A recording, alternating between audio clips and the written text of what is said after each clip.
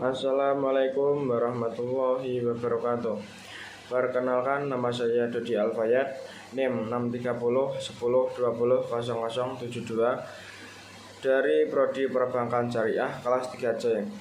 Saya akan menerangkan tugas dari teori ekonomi mikro Islam. Struktur pasar yang islami adalah pasar yang menciptakan tingkat harga yang adil. Adil dalam hal ini adalah tidak merugikan konsumen maupun produsen terkait dengan supplier, produsen, dan supplier konsumen. Struktur pasar dalam Islam didasarkan atas prinsip kebebasan, termasuk dalam melakukan kegiatan ekonomi. Mekanisme pasar Islam adalah mekanisme pasar bebas di mana pemerintah tidak ikut campur dalam menentukan harga pasar, namun pemerintah di sini berperan sebagai pengawasan pasar.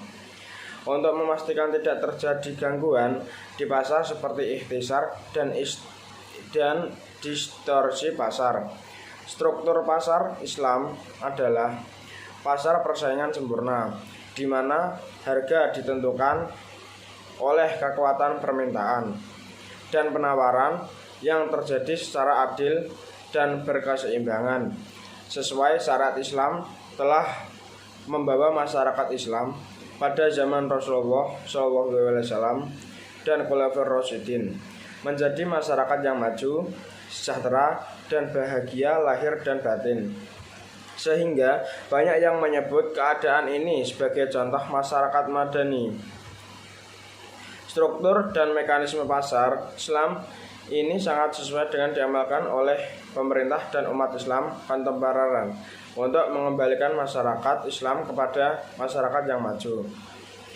Efisiensi alokasi hanya menjelaskan bahwa bila semua sumber daya yang ada habis teralokasi, maka alokasi yang efisien tercapai.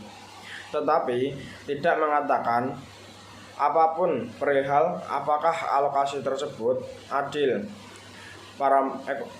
Para ekonomi efisien tercapai, tetapi tidak mengatakan apapun perihal apakah alokasi tersebut adil. Para ekonomi konvensional berbeda pendapat tentang distribusi yang adil. 1. Konsep egalitarium, yaitu setiap orang dalam kelompok masyarakat menerima barang sejumlah yang sama. 2. Konsep Rawlsian, artinya maksimal utility orang yang paling miskin. Nomor 3. Konsep utilitarian, artinya memaksimalkan utility pada setiap orang dalam kelompok masyarakat. Yang keempat, konsep market oriented, yang artinya hasil pertukaran melalui mekanisme pasar adalah yang adil.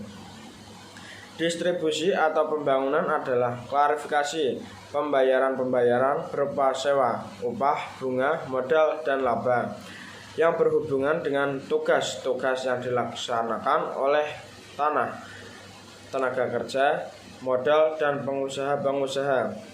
Ia adalah proses penentuan harga yang dipandang dari sudut si penerima dan pendapatan, bukanlah dari sudut si pembayar biaya modal. Ciri-ciri pasaran persaingan tidak sempurna, yaitu ada 3. 1. Sedikit penjual, banyak pembeli. Nomor 2. Masing-masing penjual dapat bersatu untuk menguasai pasar. Nomor 3. Pembeli tidak bebas menentukan pilihan. Macam-macam pasar persaingan tidak sempurna itu ada 3. 1. Pasar monopoli, pasar oligopoli, dan yang terakhir pasar persaingan monopolitik. Sekian dari saya. Wassalamualaikum warahmatullahi wabarakatuh.